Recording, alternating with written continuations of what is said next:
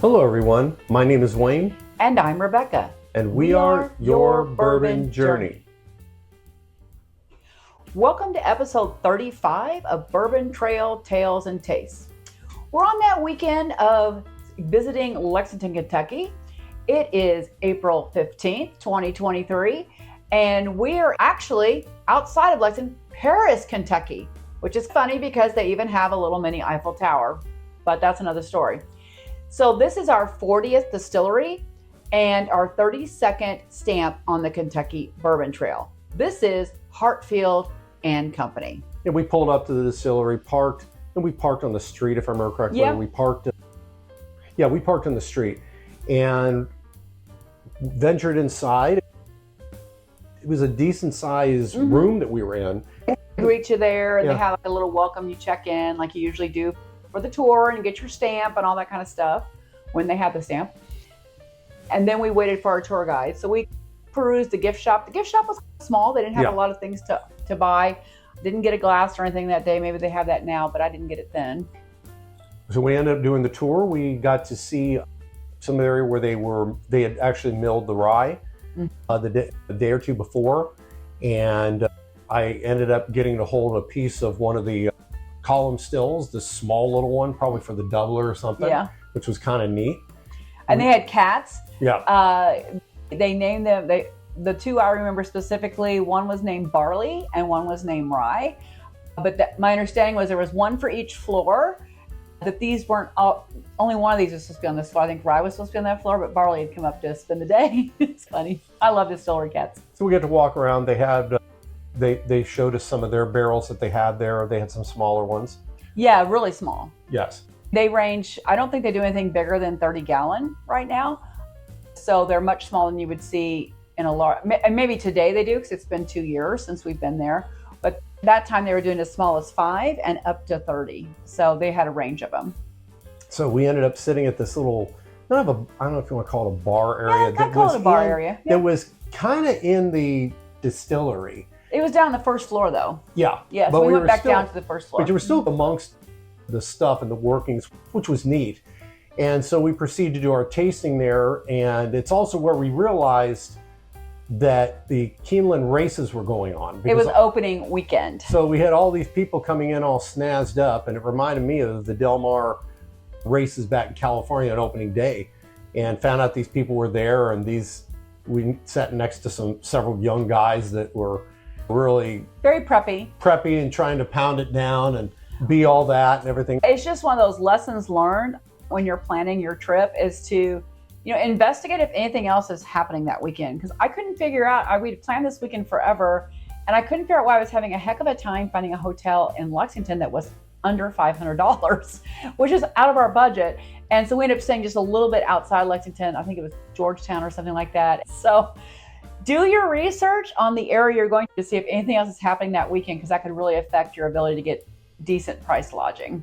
That's my pro tip for the day. Absolutely. And before we taste this bottle, one of the bottles that we actually sampled, I think Rebecca's going to put a picture up of it. It's this one that was designed by, I believe, one of the cartoon artists for The Walking Dead, that lives about 10 or 15 minutes from the distillery. And he had offered and designed this special print that was used on this bourbon that was called, like, with the Frankenstein? Franken whiskey. Franken whiskey. And it's actually the only one from this place that we had tried. And they were little 375s. Yes. And so we bought several of them, gave one to my son who loves The Walking Dead. And it's great graphic artist. He's just phenomenal. And we have one put up just because of the artist. And we've had some of the other bottles. So I'll share a picture of that because that's pretty cool. And the really cool thing was it's also called Franken whiskey because they just take a blending mess of everything they do. So it's not a particular one. They just take some of this and some of that and some of this. And that's why it's called Franken whiskey, because it's some of this and some of that. Rebecca, why don't you share some information about the bottle that we will be tasting today? Hartfield Company brought bourbon whiskey back to Bourbon County, because that's where this is, in Bourbon County, Kentucky, after 95 years. It was their intention to design a line of whiskeys that represented the spirit the way it was made before Prohibition closed 26 distilleries in that county in 1920. So they resurrected production techniques from ages past for this pre-prohibition line. So we are sampling the Pre-Prohibition Style Bourbon Whiskey. It's a Kentucky straight bourbon whiskey by Hartfield Company. Its mash bill is 62% corn, 19% rye, and 19% malted barley. It's non-age stated, but it's typically aged 1 to 2 years in a variety of size barrels, anywhere from 5 gallon to 30 gallon. Its proof is 100, and they make 2 to 3 batches a year that are blends from 30 to 40 of their barrels. We bought this on April 15th of 2023 for $50 at the Hartfield and Company Distillery. So it's a pre-prohibition style.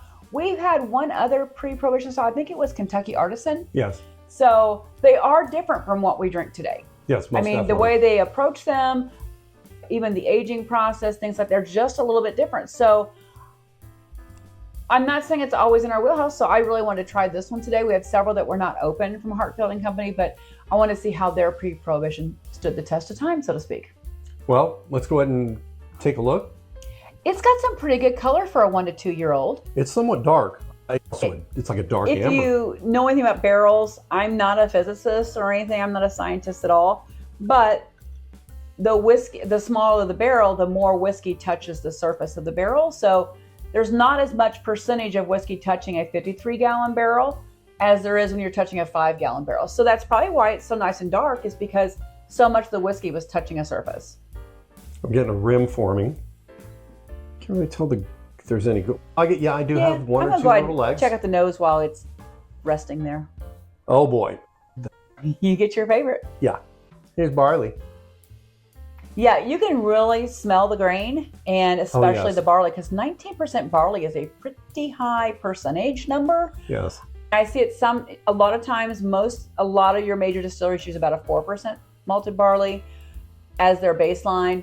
We've seen some go 10 or 12. I think 19 might be one of the highest I've seen. Yes, and it matches the rye. And I'm probably in a minority with this, but I would love to see more distilleries put less rye in it and put more barley or oats in it. I just like that flavor profile more. A lot of them they're trying to go pre-prohibition, so it could have been what was used back then was what they were trying to match. Boy, they were smart. It's got some I think the nose is pretty fascinating. The barley brings a nuttiness to it. Mm-hmm. I kind of thought, just even when I was opened the bottle and it was pouring, I didn't even get close to smell it, but I thought I was smelling a nuttiness kind of wafting up in the air. The barley is your main thing. And it's kind of an almond. It's not peanutty, it's more like almondy. Or maybe pecan. There might be a little vanilla in this. I'm not picking up a lot of sweet notes on the nose. I want to try it. Well, I'm really curious. I want to check out the legs before we do. But yeah, they're nice legs. Oh yeah. So they formed while we were sniffing away. There are beautiful legs on this. Yeah, the glass part near me has a lot coming down. Okay. Cheers. Let's go ahead and see what this tastes like. It's been a while. To pre-prohibition bourbon. Cheers.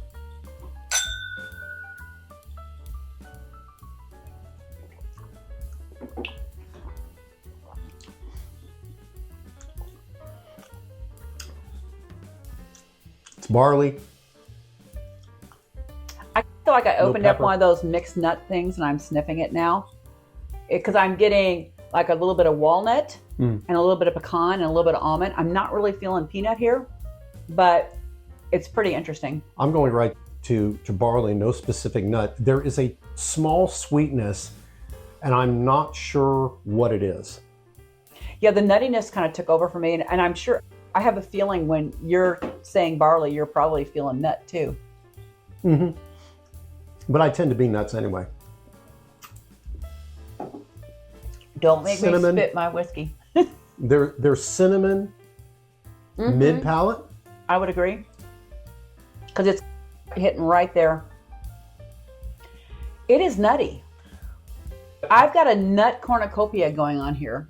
And like I said, it's got walnut, because it's got a little bit of walnuts are a little bitter. So I'm getting that flavor. That's a good call. And I'm getting some pecan, because I do feel sometimes pecan is just on the edge of being caramel, but it's more, you know what I mean? And then the almond is just that light nuttiness that an almond has. So it's those 3 nuts. I can't remember ever feeling like I got 3 nuts on a bourbon before. Well, you're married to 1 nut. That's okay. This is really solid. I like it. It's not in the same wheelhouse of what we typically drink. Often you classify something as this is a savory bourbon, this is a fruity bourbon, this is a sweet bourbon, all the candy cornucopia kind of things going on. This doesn't really hit any of those. No. If anything, this would almost go toward a nutty bourbon. You have to be, if you're somebody like myself that likes barley, this is it. You've hit your Mount Rushmore, so to speak, of a bourbon. And I'd say out of those 3 categories, that's how I often categorize bourbon. I would say it's more savory. If I had to, because it's, it wouldn't hit the fruity or the sweet. So with that nut piece, I'm going to say I would call it a savory bourbon. Some people just don't like more savory bourbon. They've got to have those sweet notes, whether it's from the confectionery end or from the fruit end. They really want those sweet notes. But I sometimes really want a savory bourbon. And I think when you're saying savory, I think this is where that equal part of the rye is coming into play, and it's really plays well together. Because it makes it, the rye I think makes it a savory bourbon without going into the rye category of fruits and spices or whatever. And the barley and the barley just, it matches it really well. The barley's really bringing all that nut flavor forward. And for me, it might, even though corn is 62%, I'm still feeling like the barley is the dominant tasting grain. And because it is malted. So the fact that it's malted, I do think it blooms more in the mash process. That's why so many use such a little percentage of it. But I think I'm liking it. This is really surprising. This has really caught me off guard. And let's go to the finish. I don't think we've really we have not. I'm have another sip. Now this is I think I said it's a 100 proof bourbon. I think it drinks right around its proof.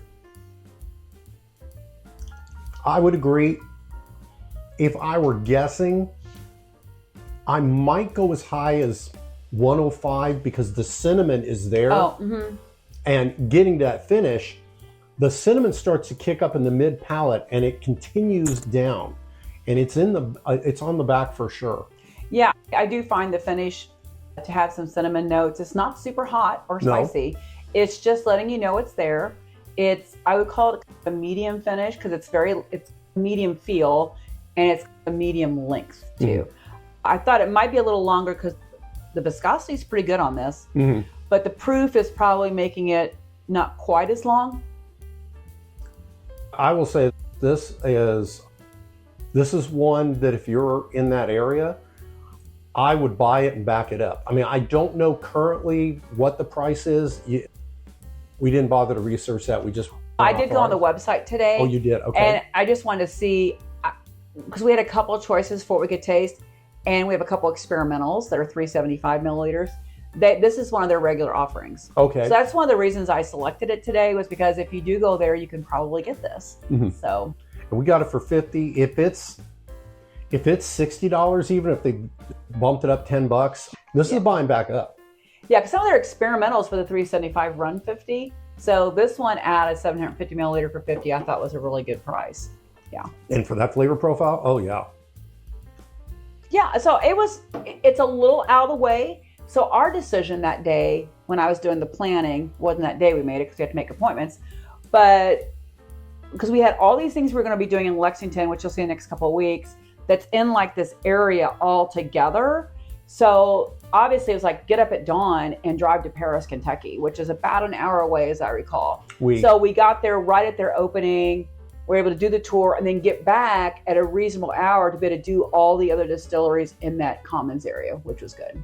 Yes.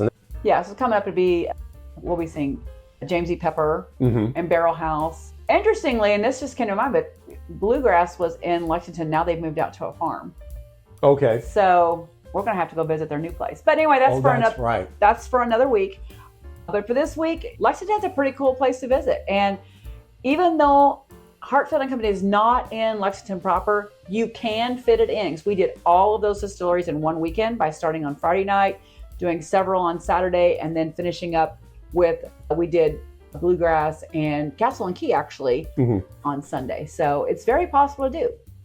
I'm going to lift my glass to Hartfield because this is really a surprise. I was completely caught off guard. This is an excellent bourbon that you should be very proud of. And if you are watching this and you have an opportunity to go there, pick up a bottle.